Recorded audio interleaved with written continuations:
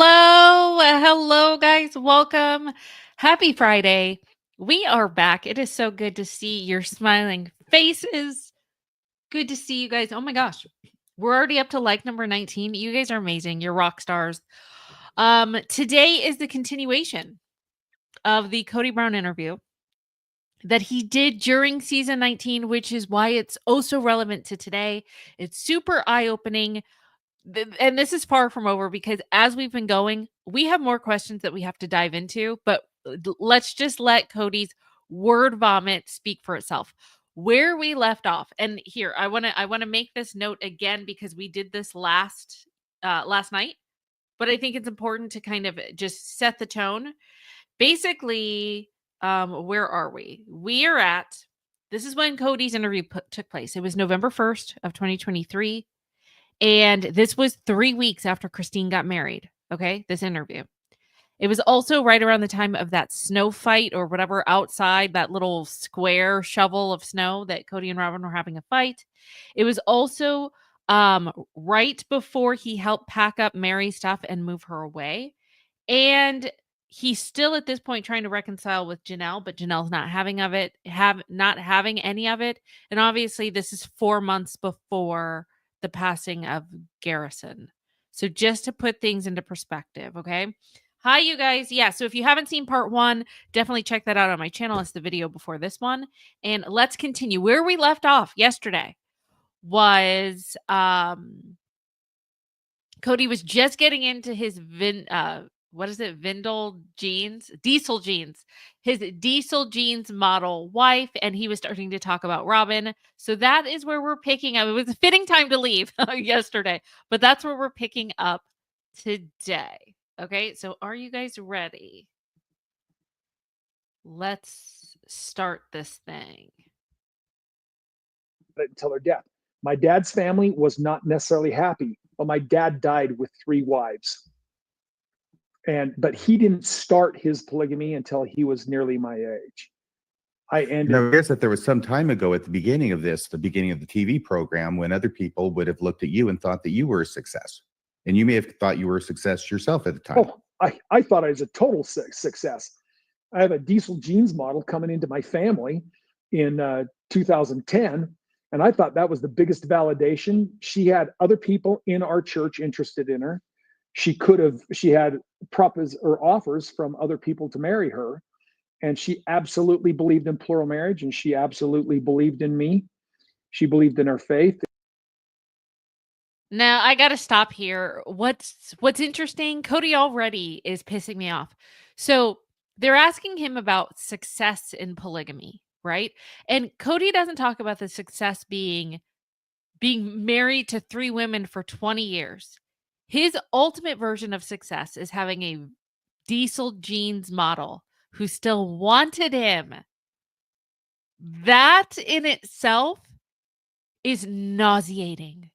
This man wouldn't 20 years at that point. I mean, I know it's a massive failure now, but really, wouldn't that be a measure of success? Yeah, I've married 3 women in a matter of like 18 months, and we've been together for 20 years. That should speak volumes, but no, because a diesel jeans model was interested in you. Okay, Kody, I see where your mindset is. Wow.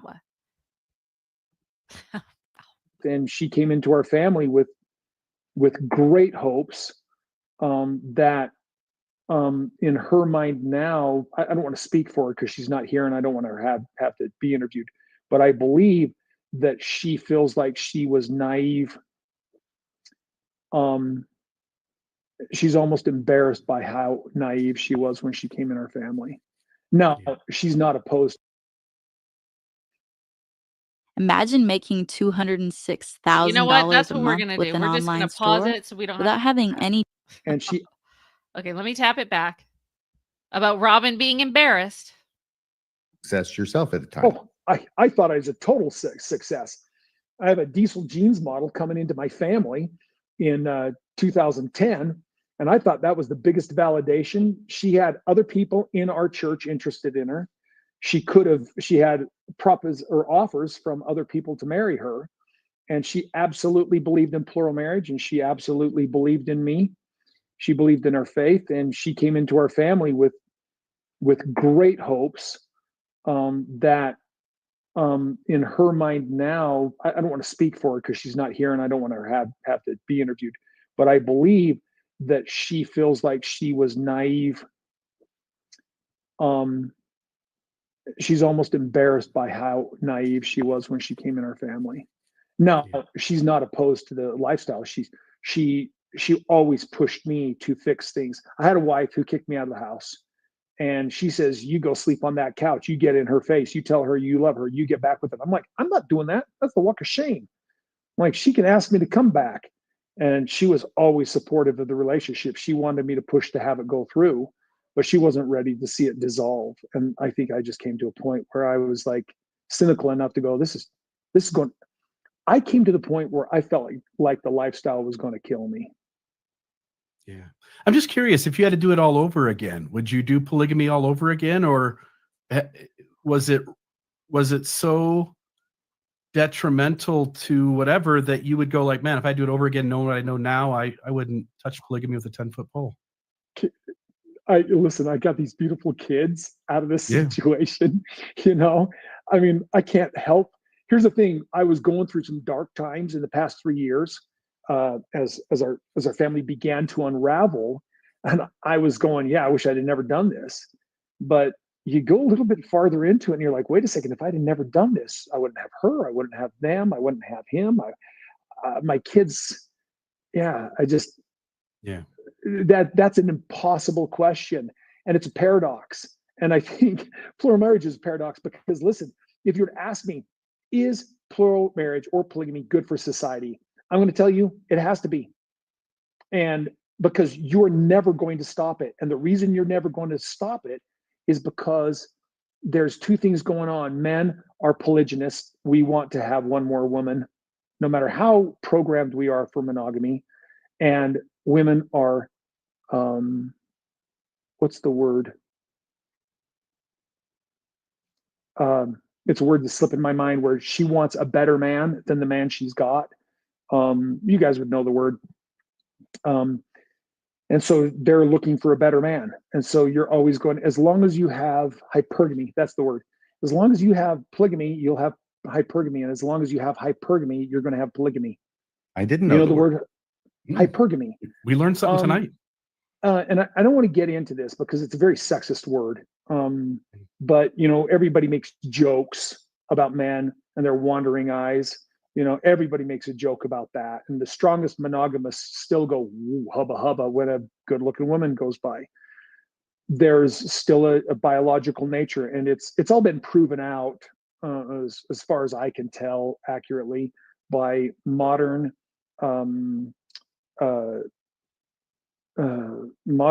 evolutionary psychology. There's certainly truth to that. As long as there's a woman out here who wants this married man is going to want polygamy. I can't get away. Whoa. Okay. That was interesting. As long as this woman wants this married man, there will always be polygamy. So is Kody, is he admitting something here? Like, so if there was, okay, so we know that what we're going to see in the next half of this season is Robin contemplating asking Kody, are we going to do polygamy again? So if there was a woman that was interested, do you think that he would dabble in it? Is that, I mean, obviously he would be super careful because he doesn't want what happened before to happen now, especially with this family nucleus that he has. So this woman probably would have to be subservient to Robin, and kind of kowtow. So I don't know exactly how that would work, but that's really interesting that he's thinking about it in that way. I don't know. I found that interesting. What do you guys think? Gabrielle said, when does Kody have time to read with all of his kids? Does he lock himself in the bathroom for an hour at a time? Who knows, Gabrielle? Who knows? But what I find interesting, he's supposed to be talking from like a religious aspect. And I find that interesting too. I mean, obviously, this is like a religious podcast or show. And they're asking him about polygamy in basically, I think, a religious context. And he's talking about the sexual nature of it, which is interesting. I mean, I think at this point he doesn't necessarily, and I don't want to put words in his mouth, but I don't think Kody believes in the faith of polygamy at this point. I mean, obviously he's still a Christian. He's a Christian, but I don't know if he has those same beliefs. So maybe that's why, like, trying to do benefit of the doubt. Maybe that's why he's going the sexual nature and not the religious one right now, because he doesn't believe in the FLDS anymore. I don't know. Which I should just say AUB. Sorry, the AUB. But I don't know. I find that really interesting. Okay.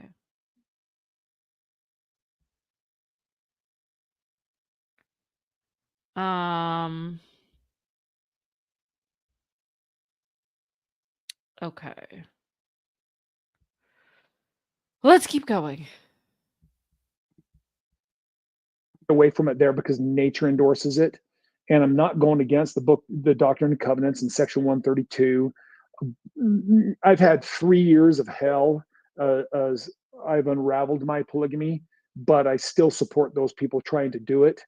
And but I think people, the one crazy thing is you have to enter it in freedom, in choice, and with wisdom. And there's a lot of pressure from religion to make you feel like, hey, I've got to do this or that.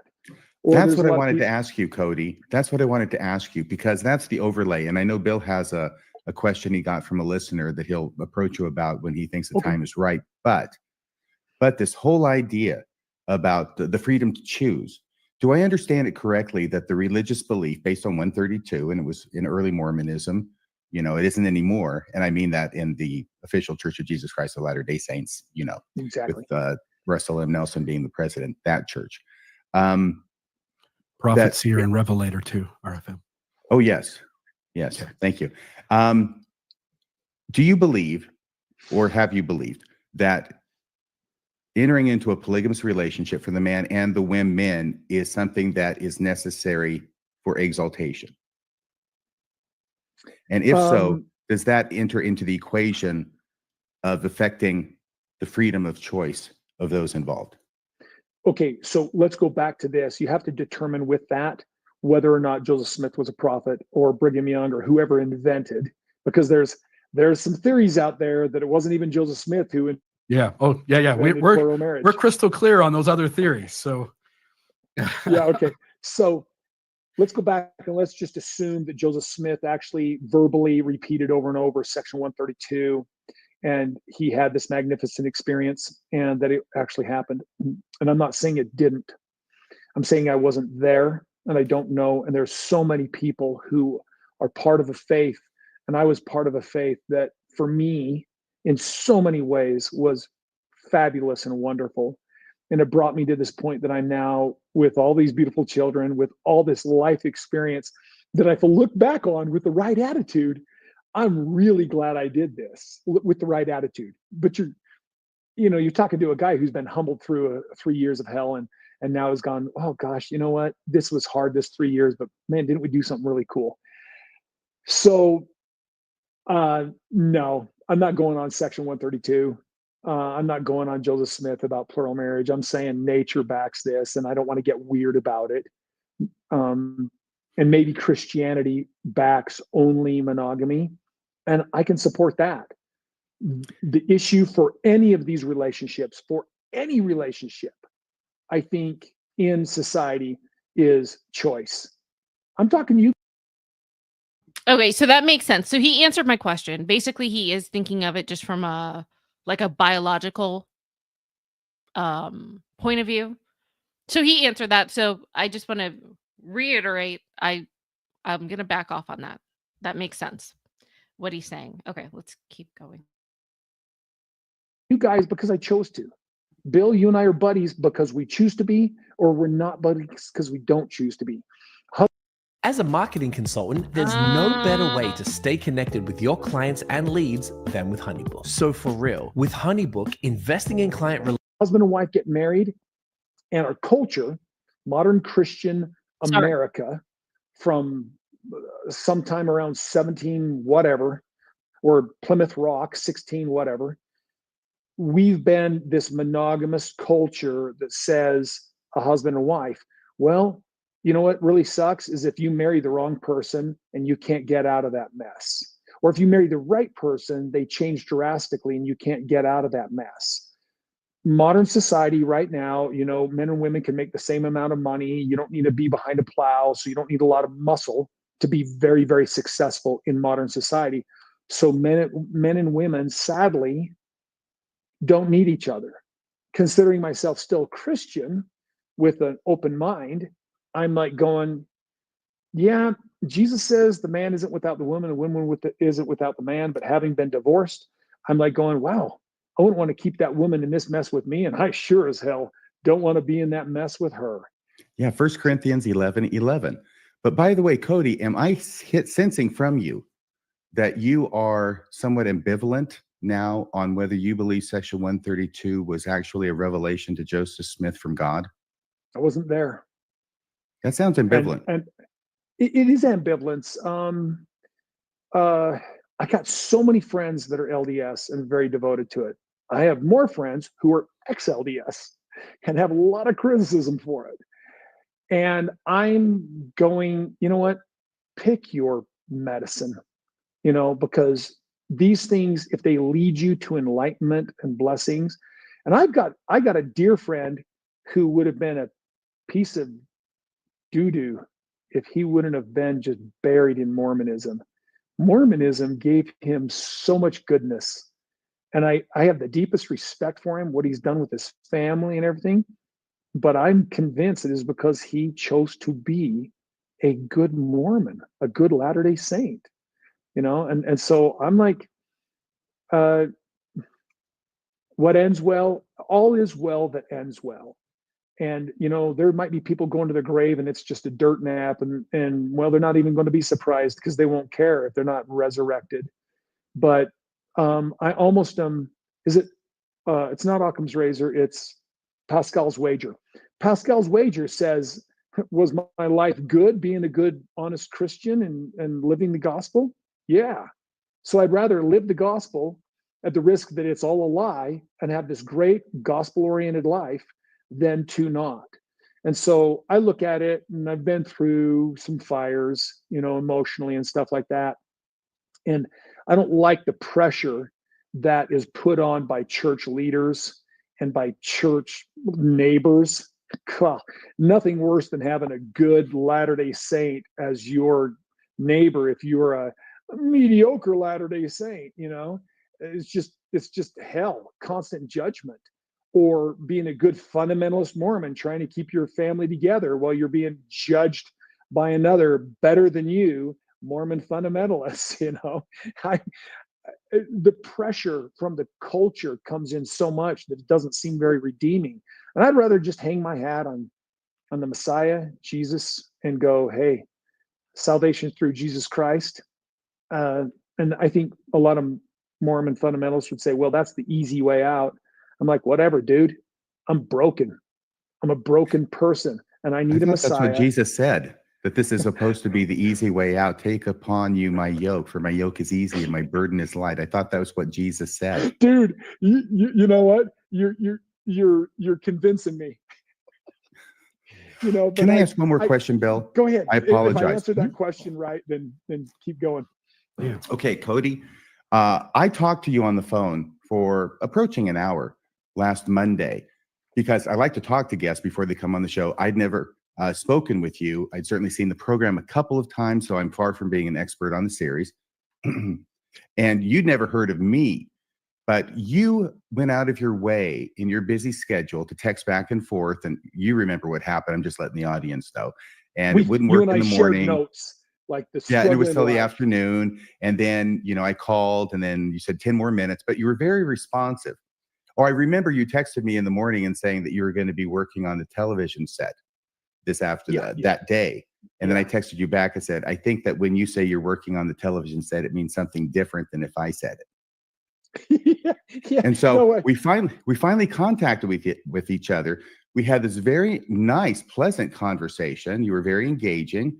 And I bring up all this background material. You don't know me, but out of respect for your time, I at least 3 times tried to terminate that phone conversation.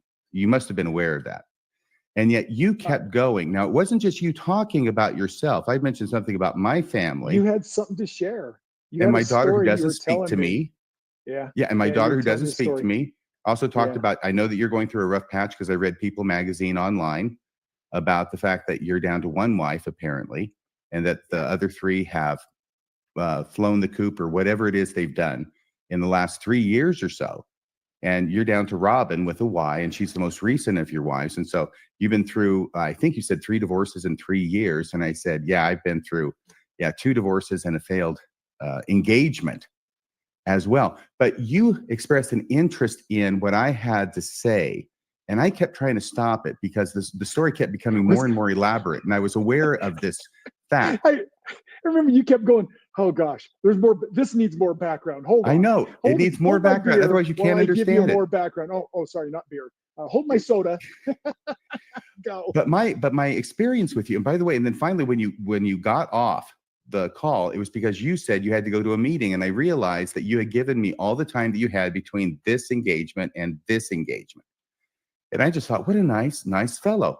And now I'm becoming aware of the fact that you seem to be a shucks. lightning rod for negative criticism, if there's such a thing as positive criticism, but very, very negative comments from a myriad of people. And I'm a little bit at a loss, but that's because I don't know. Do you know why that is? Why do you think that is? I know exactly why that is. Wait a second. So, chat, do you want to fill in the blanks here? Because I think we know the answer.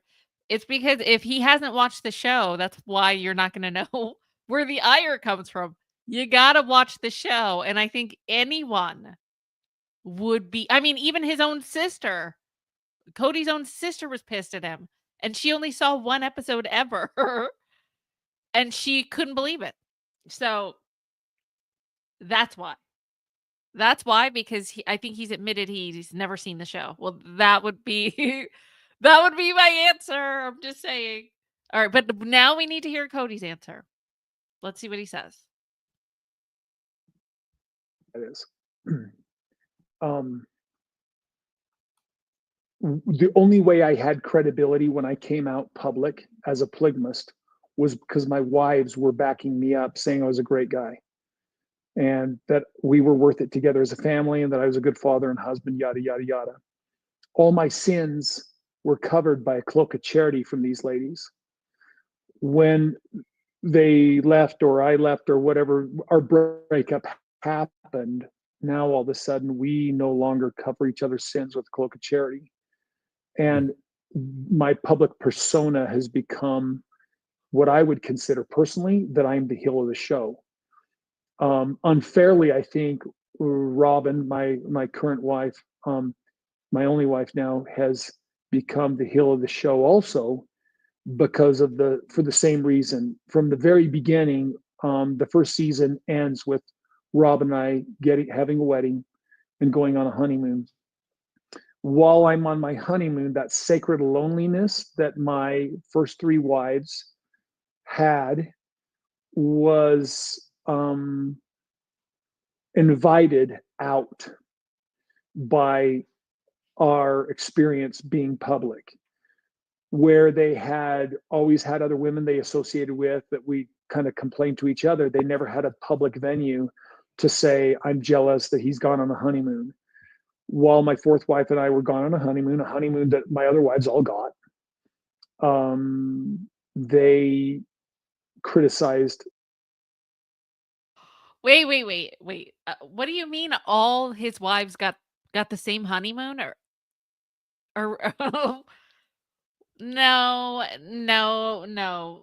That's Kody rewriting history. I'm trying to go back and think. I remember. No, what are you talking about? Christine, I know that Kody didn't even take time off work for his wedding. Didn't he like show up late with Christine because he was working? He couldn't take time off. There was like that 1,000-yard stare. I don't remember. Did Kody and Christine actually? I know when it came to when Robin and Kody were on their honeymoon. I remember the wives were sitting down like in the woods with the kids. They were watching the kids, and they were. I think that's the time that they were talking about their own honeymoons. And Janelle and Kody had taken a road trip. I think Christine and Kody had taken a road trip. Maybe Mary did too, and Kody. I don't necessarily remember, but I don't know if Christine and Cody's honeymoon, quote unquote, or road trip, I don't know if that happened that same, like right after the wedding. Because why that doesn't make sense to me is so he can't take off time from work in order to marry Christine, but then they go on a honeymoon. Like that just doesn't equate. So I feel like it was reserved for later. I don't know. What do you guys think? Yeah, all road trips. That's what I thought. But yeah, I don't know if that is not the same, Kody. Why? Once again, rewriting history. Well, I know what I'm adding to our list. I'm just saying. They all drove to a hotel. Oh, gosh. That's insane. Wait, I see something. They got 3-day road trips, each of them. Oh, interesting. Exactly, Victoria. 11 days versus 4 days is not the same. Yeah, he needs to stop with the rewriting history. That's why we, the people, have questions and we're asking them. That, and I think established, I don't even know, this is just from my perspective. I don't know how this happened, but a criticism of her. And I think for years, she may have been Carly. a heel of the show. Absolutely the kindest woman, little shy, with boundaries. But I think trash talking from other people, the people who used to sing my praises, and trash talking from these same people towards my fourth wife, kind of did some damage. And the public, like if both of you should go back, just watch every episode from the beginning to the end. And then the two of you just tell me, you see anything? I want to know, do you see anything wrong with Robin? Because I trust you guys enough to let you do it. I'm not listening to anybody else because I'm loyal to her. See, and that's his mistake. So he's going to wait until he basically has what, like blind loyalty to hear them, his yes men. Like, you're not going to listen to the world, but you're going to listen to two people who's never watched the show. But true, he is imploring them to watch the show. But so you're only going to take, I guess, the man's advice? Interesting. Only the men is he interested in hearing. And also these men. Okay, Kody. Weird. I don't remember him saying that last time, but that's interesting. As she is loyal to me. But it's simple as that. Sorry for the long answer, to just make it short. I'll put it in a nutshell now. RFM.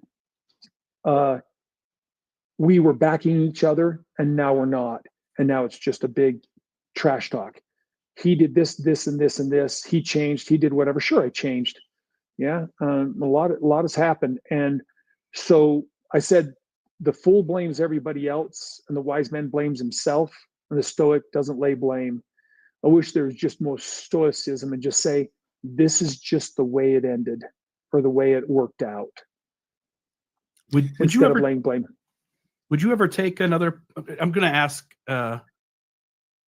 No, we're not going to let him gloss over that. So he's saying that he's not going to take blame. It just happened. Oh my gosh. Did he just say that? Why does this man always default to it's not my fault? Did he just say that? He just said, you know what? I'm not going to lay blame. It just let the chips fall where they may. These are this is directly because of you. This is directly because of your actions. You were the quote unquote head of this family. Even if you let one of your other wives run it, it was still yours to give to her. It was still your quote unquote kingdom to default to someone else. It just happened. It just happened, guys. It's not Kody's fault. He didn't do anything wrong. It's just a matter of circumstance. You know, it's the universe. It's not him. No, no, no. I know. Massive ego, Sarah. The gall of this man. It just happened. Okay, Kody, I see you. Why I don't remember this in the interview is insane. I can't believe he just said that with a straight face. With a straight face, this man said that. Okay. Yeah. Would you ever Nope, take another spoiler, polygamous wife? spoiler. That's it. Nope. Spoiler. You would spoiler. never- I'm not talking about it. Okay. I'm not talking about it. That's a All right. spoiler. Maybe he gets married again. Maybe he doesn't, folks. Turn into Maybe. Well, that's I'm what gonna go everybody sport- wants to court- he's know. an court- 18 or 19. Yeah. Froggy went a courting and he did right. I'm sorry. I'm being kind of piggish. No, that's all right. No, I appreciate I'm not ready to discuss that here because Totally. that's something I'm giving to the. I'm saving that for the brand TLC. Yeah, no, totally understand. Well, that. say something for us. So, as far as Joseph Smith goes, does your ambivalence about Section 132 extend to the first vision? Yeah, same story. I wasn't there. I can't say it didn't happen. I love the story. Dang it. It's really cool. It's inspiring, but maybe it really happened and maybe he's just not as interesting as J.R.R. Tolkien, but has a very similar story. I can't tell you. And I say that this is not very invested. I know it's not fair for me to do that, but I'm going through my life holding on to things that were special when I was young. And I still pray to a heavenly Father. And some people are going to think that's BS. I don't care about the criticism because there is either a God or right here, I am God. And pretty crappy God right here. But Neville Goddard? Or there was this philosopher who said all the scriptures were all about the soul of mankind, and that your frontal lobe was the God part of the thinking mind that allowed you to say to do benevolent and wonderful things and to create in your mind things that you would actually manifest in life. So somewhere along the line, I'm a real believer, but it's really hard to say what the truth is when you weren't there. We live by faith. Well, I can't tell you. I've never met the Messiah, the Savior either, but I'm still going to pray in his name because I just don't know any other way than to move forward with a Father in heaven and Jesus. Well, trust me, meeting the Savior is a great experience. Thanks. Also, there are some people. RFM, have you received your second anointing? You're calling. I'm an sorry. election? I've been instructed that I cannot talk about my most sacred Cannot disclose. experiences, Mr. Real. An angel with a drawn sword was over your head. And how many wives are you going to have now? See, There are some the people, by the way, cults- who would say that if there is a God that actually exists, he's a pretty crappy God. I'll be fair here that the cults always seem to have some guy who thinks that he needs more than one wife. But nature Most of them says do. that too. So I'm not going to sit and criticize it. I wanted to ask, so I'm not a fan of religious polygamy. I'm not a fan of, because I think when you say, hey, here's the plan of salvation, here's how you get back to heaven, and it requires that polygamy happens. Seems like the There- choice is out. Yeah, it takes and away the choice. Every month, this Airbnb pays me in semi-passive income. Now, here's the thing. I don't own it, and I don't pay any rent. Yeah, and it Here we go. becomes almost always patriarchy, and it almost always has trauma being ready to be given to the women, namely, but also the men, but the women, namely. Dude. Um, Yeah. So this is one of the places where I kind of doubt. If you went to a bunch of men in a priesthood meeting or something and said, hey, boys, we need all of you to have 3 wives. Some of these guys, because their Christian disposition, is going to go, no, rant and rave, horror, terror, this is terrible. And then you'll have half the guys go, Sign me up. You have to browbeat a woman into believing that, I think, unless she's looking at this guy that she's digging on and she's like, yeah, he's already married, but I'd like to marry him too. And that's called hypergamy. So you have Joseph Smith, who's basically in the time 1840. He's a freaking rock star. He's loved by many and he's hated by some. Okay. But he's a rock star, man. Where he goes, people are just, women are fainting, these kind of things. Might been long, those long eyelashes. I have no idea. So when he dies and there's rumors of polygamy, oh yeah, you got about a bunch of 14-year-olds going to raise their hand and say, because 14-year-olds, I was a 14-year-old once and I had all these girlfriends that I wanted to like me who were digging on Scott Baio.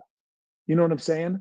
Or whoever Charles the in charge. heartthrob was, I mean, they're like, I was nothing. I was chump. I liked these 14-year-old girls. They all liked some rock star. Okay. So you got these 14-year-old girls who are saying, I was married to Joseph Smith. And I'm like going, yeah, nobody knows what the true story is here. Okay. And that's where I'm at, is like, I don't know that it didn't happen. I don't know that it did. I got a lot of inspiration my whole life from the Book of Mormon. I literally think that it's genius. Boring, but genius. And this is why.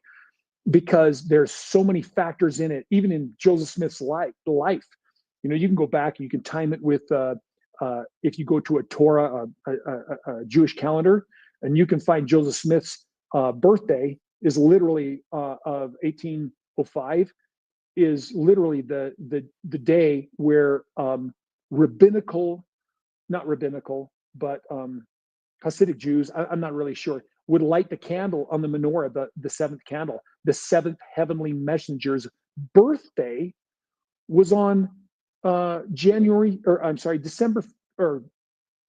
23rd of 1805.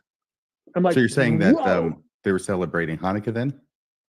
Yes, they were lighting the candles of Hanukkah, and Hanukkah. It's actually, Hanukkah is a name off. It's the Feast of Dedication is what it is. They have the 7 candles, and they represent this 7 angelic eras. And the last candle gets lit on Joseph Smith's birthday. Coincidence? I don't know. And here's his whole life. That's shady, Joe. Has these kind of weird coinky dinks, and it's like, it used to be very faith promoting for me, but then I'm like going, but guy was a rock star and he liked other men's wives, or is that true? I don't know. So I wasn't there. I don't know. And anymore, I had so much inspiration from the Book of Mormon and the Doctrine and Covenants and things that just worked for me. Was it plagiarized? I don't know. I've listened to, I've been on, what's the other podcast, your competition We don't mention them here. On? Come on. I don't know. Mormon Stories?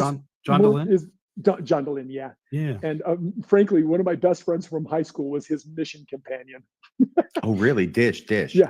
Yeah. Well, this friend of mine has nothing but good to say about John Dehlin. So I don't know. It's not fair for me to not invest in where you guys are following here. But I'm not ready to throw baby out or bathwater out. I'm not willing to be subject to the whims of some man. And if I roll that back, like I'm not going to follow my prophet. Hell no. I ain't following the Mormon prophet either. Hell no. Is that my rebellious nature? Probably. But if I roll that back, there's only one church leader, two. Ezra Taft Benson in the Mormon church and our prophet in my church, Owen Allred, were my two favorite prophets. Owen Allred never claimed to be one. He was just the head of our church. If I keep rolling that back, criticizing like I would never be subject to what these guys were subjecting their people to, I wouldn't have been willing with this attitude that I've got now to have been subject to Brigham Young or to Joseph Smith. So I wouldn't have lasted long in the church ever. Yeah. But I'm not saying it was wrong. I didn't get the question out. I want to say this question again, because I was saying I'm against religious polygamy. I think it's always unhealthy when you pressure people into relationships and their salvation's on the line. That said, there is plenty of polygamy out in the world, and I don't have any problem with multiple women or multiple men getting together with a woman or man and deciding they want to cohabitate and have a group relationship. That's none of my business. But I do want to ask you, for anybody out there who thinks about polygamy, they want to do that. Again, not the religious stuff, but just polygamy in general. Any advice you have for people entering a polygamous relationship? Like, because there is a subgroup of people who look for or do that. And I'm just curious, if, knowing all the experience that you have, if you Okay, so we know where he's going with this. What do you think Kody's going to say? Because I don't remember. Even though we watched this interview, probably all of us did when it came out. I don't remember this part. What advice do you think he's going to give? Do you think that he's going to basically put the advice on the woman, or do you think he's going to be harder on like the man as far as actually having some accountability in some way? I'm fascinated to see what angle, what advice that Kody would give people that want to practice polygamy, not in a religious way. What do you guys think? Do you think that he's going to focus on the woman's job? Do you think he's going to focus on the man's job? What do you think? Does anyone have any guesses? Because I don't even know. I'm trying to think. I'm trying to predict. Like you guys know, I don't speak Kody, so I don't even know if I can predict this correctly. Because I could see him doing this both ways. I don't know.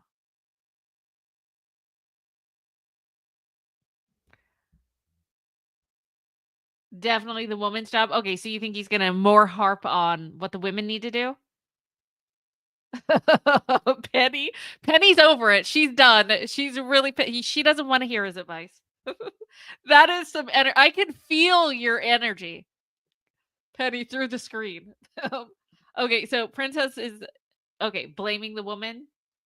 Okay, we'll see. Let's see what he does. Let's see. This is going to be I don't remember this, so this will be interesting. You would have any advice for someone having that sort of a relationship, or would you say like, don't do it? It's not going to go well generally. I'll quote some, I think it's Chinese scripture, Sun Tzu. Know yourself, know your spouse. If you don't know each other, you're screwed. Yeah. So know what you're getting into. And that's very difficult, but you got to know what you're getting into. Yeah. I'm not going to disparage plural marriage. My experience was challenging in it and rewarding in it. So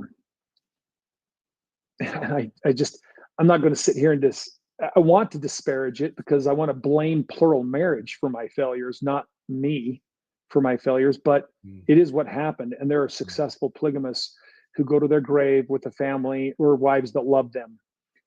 I struggle to believe that there's a lot of real deep happiness in plural marriage. But let's move wider, Bill.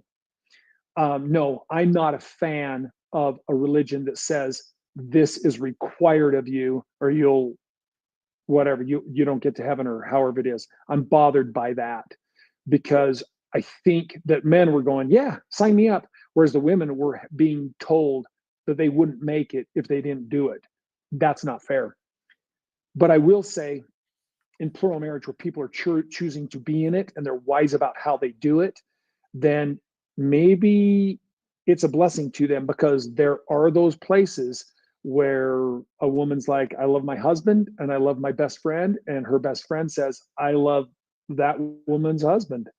And that polygamy, or not polygamy, that I forgot the word again. Sorry, boys. Polyandry? No.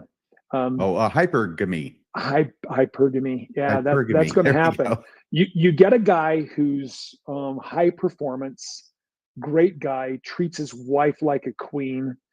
There are going to be other women who want to be treated by that guy that way.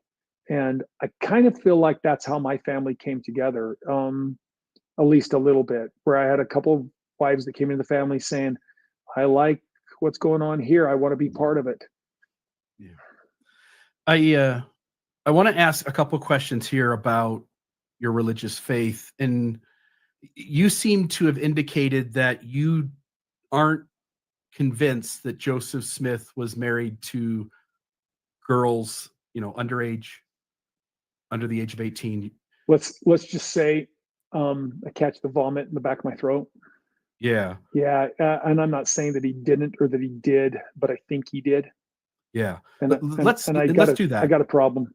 Totally. That's the question I want to ask. So let's assume for a moment that he did. And I think the evidence is, again, I know there's a subgroup of people who would fight up against this this conclusion, and they've got their reasons and their data points and their quotes that they use. But far and wide, the overwhelming evidence is that Joseph Smith not only practiced polygamy, but that he practiced polyandry, which RFM mentioned, which is marrying the wives of other men, but also that he had numerous wives who were girls, underage girls under the age of 18.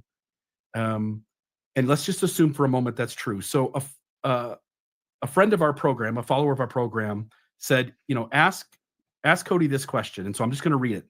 He said, I appreciate that you are not hiding, concealing, and lying about your polygamy the way Joseph Smith did, nor are you taking child brides or marrying other guys' wives as he did. But having learned the controversial aspects of Joseph Smith's polygamy, how do you view Joseph Smith at this point, knowing those data points are most likely true?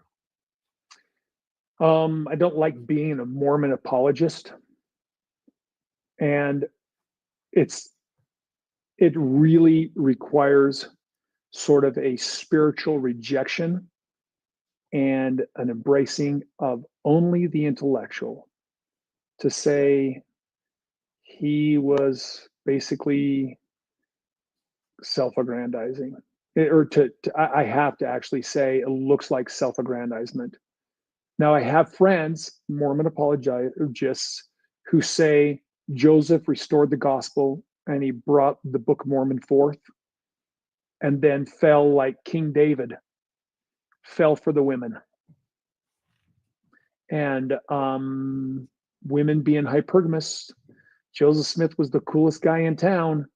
They were probably throwing themselves at him. And okay, not saying that it was justified. No, I'm not saying that. I'm just saying they were easy prey. And if he was being a predator, that's pretty sick.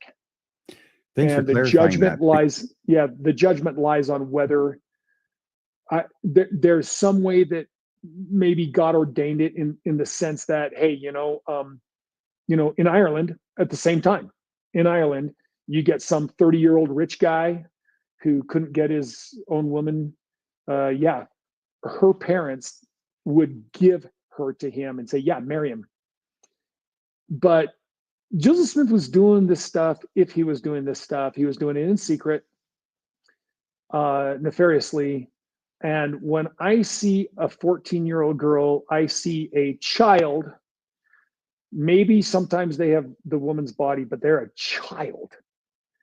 And I'm like, as a dad, it's like, I'm not doubling down on this. Just listen to what I'm saying. If the wrong dad had that happen, and when I said wrong dad, I mean maybe the right dad. He's got a rifle at Carthage jail. Okay? And he's looking to shoot somebody. What Okay? in the hell is he talking about? Okay, he lost me. I don't even know what he's referring to. Maybe maybe you guys do. I am lost. So this is interesting. I guess I remember that we did it probably in November of 2023. So like last year, technically, throw in a few months.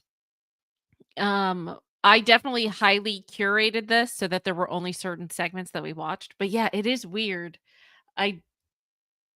He does veer off before they get back into talking about Sister Wives. So I don't know what he just completely threw me. I'm not sure what the hell he's. I'm not sure. He lost me. But hopefully we steer the ship back to Sister Wives again soon, because I mean, yes, it's fascinating if you guys want to listen to the religious talk, but I don't know. We'll keep going though. We're gonna watch it in its entirety. We have time, right? We have time. He didn't have the faith. He didn't have the revelation. He didn't have God tell him that his daughter was supposed to marry this guy. And there were plenty of guys Rough Stone Rolling talks about this, where William Law's son was dating a girl or trying to chase a girl or was interested in a girl, got his heart broke because Joseph Smith stepped in front of him and took that girl to be his wife. Yeah, I mean, Now, it's not only that those acts happened. It's that the history indicates that Joseph used a lot of heavy-handedness, manipulation, grooming techniques, spiritual threats, time Yeah. restraints on how quick people had to make decisions. And it looks like the way that predators in the modern moment groom and prey on children. it's pretty creepy stuff. I'll be really honest with you. It's creepy. And I don't want to sit here and invest in it because I wasn't there and I don't know for sure. The history indicates, but I know for a fact that history lies. And so I'm a conspiracy theorist. So I don't believe the histories that I read sometimes. And you've got me from years of indoctrination about this. So I'm not willing to throw it out. But all indicates, listen, I'll give you guys the win on this. If I was in an argument, I can't support it. And it's left me in a place where the last time I actually tried to read the Book of Mormon, I just couldn't read it. Yeah. And what I'm saying is I'm not trying to avoid your question. Yeah, I get it. I don't want to invest in the answer because it deletes. If where you're going, Bill, is to say Joseph Smith was a fraud and a crook, it deletes so much of my past. And what I want to say is, just like that bad marriage that ended. Have you heard these stats about the financial reality of women in Here we America? go. This honestly makes me so sad. You know what's interesting? Okay, before we go, maybe this is good timing. Okay. So what's interesting is why can't he reject Sookie's questions the way he's rejecting these guys' questions? So he doesn't want to answer it, and he's politely turning them down, right? And explaining why he doesn't want to go there. Why isn't this like the third time like he's just went off on Sookie when she's asked him something he doesn't want to answer? Like, I find that revealing as far as his tactics go when he deals with a male interviewer as opposed to a woman interviewer. And mind you, he's on definitely friendly territory here. Obviously, there's a rapport there. They know of each other. I think they're friends of friends, like twice removed. So there's some relation there, which is fine. But these guys aren't even confrontational. I don't know. I find that really interesting. So, all right, let's keep going. Glad it happened, because all the fruit that I got from it with my children and my experience. So I'm not saying that Joseph Smith wasn't a crook. If you want to say he was, I'll say, well, he That's so might have nice been. of you. I appreciate it. That's where I'm at. It's like I delete my past and I invalidate the faith of my dearest friends when I agree with you. So I'm not trying to be mealy mouthed here. I'm saying for me to Shady. invest in what you're saying is truth is detrimental to my psyche in some ways. And maybe the time comes where I finally just go, what a joke. And sometimes I feel like I'm that close to it, but I don't want to do it here publicly. Thank you. Totally get it. Totally understand. I wanted to ask you, and RFM, jump in if you've got anything. I'm happy to. Okay, I was going to ask you, please. I mean, I think you summed it up really well in what you said at the end there, Kody, but why is it that you're having trouble reading the Book of Mormon? If you're like me, you've read it like 20 times plus in the course of your life. It's like Donnie Osmond said, it's his favorite book. I felt the same way about the Book of Mormon for decades, and I pretty much know it still backward and forward.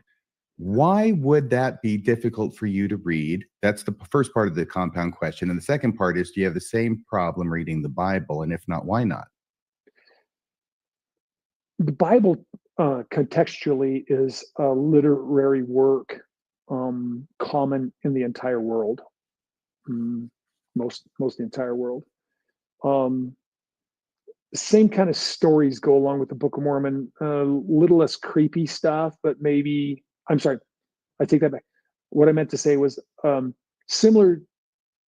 There's a lot of people who spend a lot of time discrediting the Bible, but what I love about it is it still tells a story and a history, and the stories, whether true or not, are stories with moral value in the end. The Book of Mormon's the same way, but I struggle with it for exactly what Bill was just discussing with me. The Book of Mormon is like Leviticus. It's so much of it is so boring, you know. And like you said, read it many times. Book of Mormon and the Bible gave me a real history in my faith, kind of like a building block. But my real connection to God and prayer came from more almost New Age type of books, where people would teach mantras about how to manifest, or teach mantras about connecting with God. Joseph Smith said that the Book of Mormon was the most perfect book, and by people living by its principles. And most of its principles are pretty decent. But the poison in my gut from the stories that I've heard for the past 15 years about Joseph Smith have really made it really hard for me to read the Book of Mormon. And I don't believe that Joseph Smith restored the church and translated the Book of Mormon only to fall to polygamy. I'm not sure that everything about what his experience wasn't a fraud. I just don't know, because I wasn't there, and I don't want to. It's almost like, listen, it won't matter if I put the blinder up on this one, because it doesn't. Well, I guess if you're a Mormon, you're going to think that it has everything to do with my eternal faith. Faith in Jesus Christ is what Christianity and even Mormon purport, not faith in Joseph Smith, or even faith in the Book of Mormon. Book of Mormon's design was to be a second witness to Jesus Christ. And if maybe I just don't need the witness, I just found it very difficult to read again. Yeah. There are several fundamentalist groups out there that do polygamy. I'm wondering if you have any thoughts, having lived it, having gotten the teachings on polygamy, having understood why in your system God commanded it. Again, there's a whole host of breakoffs of Mormonism that do it. I'm curious what your thoughts are on what fundamentalist Mormonism could do to better ensure healthier, happier polygamous families, because I would like it to end. I'd like all these groups to just stop it. But the reality is they're going to be doing polygamy forever. So that's not really an option. But what maybe is an option is to convince the leaders of these systems that the way they do things is really unhealthy, and maybe there's a better way to do it. I'm curious, if just from your experience, if you have any thoughts on how these systems could better operate in that doctrine. These systems are all empowering the men at the top. It's a bunch of BS. It's about them having power and control over their people. So they're signing marriages, and in order to keep their daughters virgins, they want them to marry when they're young. And they have a whole philosophy that I struggle with, because it's control and power, and it's not the freedom of choice that people actually need. And there's pressure. I don't know how you unwind that. I think that, let me start with this, because I'm confused on how I would answer it, but let me start with this. There came a point in my life when none of my wives wished any of our daughters into plural marriage. We basically came to a point as a family, kind of not even discussing it, just all of us kind of came to this point where we were like, I don't want to live, I don't want my daughter entering into plural marriage. That's a tell. So let's go back to this question that you've got. How could they correct the mess they're in? Well, move into this century. What's the average marrying age now? Stop trying to marry people off when they're 19 and 20. Amen. Yeah, make it You know, 25, like- 30 before someone can make that kind of decision. Well, they're looking for babies and you have a Yeah. window. Okay, Easy to so manipulate. Yeah. yes. Yeah, like, okay, listen. Now, here's the interesting thing in the church, and you can check these statistics, but these are statistics somebody told me. When plural marriage was accepted and normal in the Church of Jesus Christ of Latter-day Saints, the average woman would have 5 children. After that, for many years into the 60s and 70s, I think the average woman had 8 children. 8 children. I think it was a lot easier on those women to have 5, you know. And so what does a government want so they can print more money? More population. What does a church want so they can get more tithing? More population. Yeah.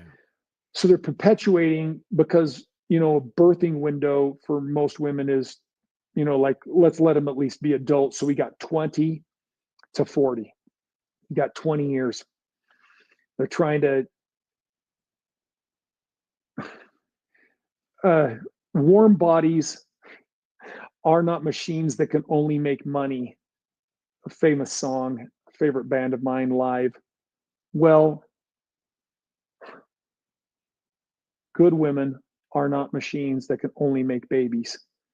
Yeah. And in these cultures, their dispositions are minimized. Now, I love motherhood. I love women who want to have children, and I've had a lot of children. And I'll be honest with you, if I would have married in monogamy, I would have wanted to have 8 or 10 kids with one woman. And the average in my family is less than 5 per wife. Not necessarily by choice. It would have been, the average would have ended up probably being, would have probably been, but I had 2 wives who chose to end at 6, and they didn't feel any pressure to have any more after that. So these churches need tithing, they need people, they need brains to brainwash, you know, and so none of them would listen to me. I'm the failed polygamist who put egg all over their face now. But my advice would be to let them have a happy life. So one, allow them to choose who they marry, both men and women, because in some of the sects, the women get to choose who they marry and the men don't. Other sects, you know, like the men get to stack them up, and depending on if you're kissing the behind of the prophet enough, you're going to end up with a lot of wives. Ridiculous. Yeah. Pick your number that works. You know, like, what is the Quran will only allow 5 wives, or is it 3? I don't even know. But holy cow, you know, 10, 12 wives? Give me a break. Is that a life for a woman to have? I mean, I had 4 wives and it was hard for them. I think my wives would have been, you know, if my family would have been smaller, it would have been maybe easier. But the more wives you have, the more likely your failure rate. And that's just statistically out of my own church. They say, you know, once you get more than 3 wives, the ratio of failure exponentially higher. We're going to have to call BS on that. I mean, I need facts, because is he trying to excuse that when Robin came to the family, it really had nothing to do with her? It's just statistically, when you get that 4th wife, like, things just go to hell. I don't know about that. Where is that fact? Is that a Kody fact that he made up to protect Robin, or is that real? We need to know. I am doing research after this, and I will provide the answer. We are going to discuss it in part 3. Honestly, you guys, I was surprised that we didn't get into more of the sister wives aspect tonight, but that's okay. We're going to finish that on part 3, as well as that question. is that really correct that statistically, plural marriages, hearing me repeat this just sounds like a lie. Statistically, plural marriages, fail miserably more times than not after the man takes like a fourth wife. Okay. I don't know about that. Have you guys heard this before? And wouldn't that be something that Kody would have said in one of the confessionals? I mean, it just sounds like, I mean, that would be the perfect excuse for him and his lady love, Mr. Robin Brown. He would have said that in the confessionals. I don't know. So don't worry, the answer will come tomorrow. But this was still enlightening. It was good to kind of hear more about what he thinks about religion. But when should we go back? Okay, let me think about this. How about we go live? I'll give you a break on Sunday. We'll just pick up on Monday like if it had been a show. You know what I mean? We'll come back Monday night. Oh, that's so sad. This is going to be our first Sunday that we didn't get to see a new show. But that's okay. We'll do our Monday. Yeah. We're going to do part 3 on Monday night. And I hope that you guys have an excellent weekend. Thank you for coming. Yeah, that was interesting. That's all I got to say. We have questions still, but it was interesting. So, thank you so much. And let's see. You know what? I think I'm just going to close it out tonight. I don't know about you, but I'm so tired. I'm so tired. Yeah, I'm going to sleep after this. But thank you guys for coming. And yeah, see you on Monday night. I will schedule this probably tomorrow. Tomorrow morning you'll see a live scheduled for Sunday. And we're going to get into juicy stuff again. Don't worry. This was a little bit boring. He's about to touch back on Sister Wives here, so that's what we're going to discuss, okay? And if you guys have questions, put it in the comment section, especially to all my replay watchers that are watching on the replay so that we can address it on the next show. All right, guys. I will see you later. Have an excellent weekend. Bye.